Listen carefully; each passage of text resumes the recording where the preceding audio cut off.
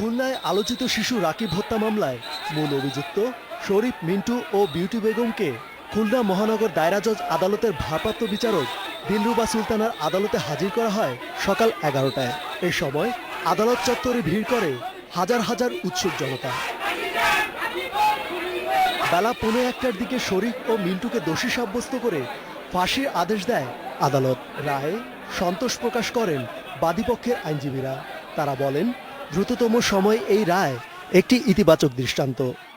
আমাদের সাক্ষী, আমাদের যুক্তিতর্ক, আমাদের সকল কিছু পরীক্ষা নিরীক্ষা করে আজকে আদালত একটু আগেই আপনারা জানেন এই মামলার রায় ঘোষণা করলেন, যে রায়ে 302 পেনাল কোডের এবং 34 ধারায় সন্দেহভাবে প্রমাণিত হয় দুজন আসামিকে মৃত্যুদণ্ডে দণ্ডিত করলেন।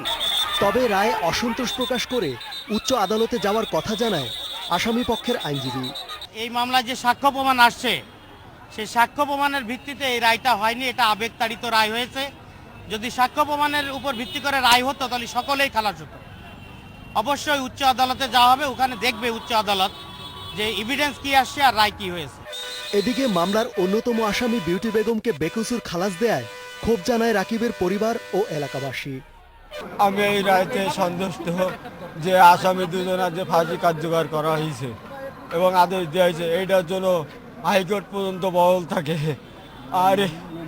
আর এই মহিলা হইল মেন শয়তান, সেইটারে সরকার ছেড়ে দিল।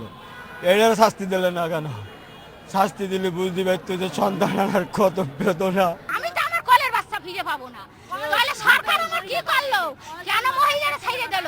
ওই মহিলারা যাবজ্জীবন গেল না কেন? লাইফ সাজা দিল না কেন? ওই মহিলারা কেন ছেড়ে দিল?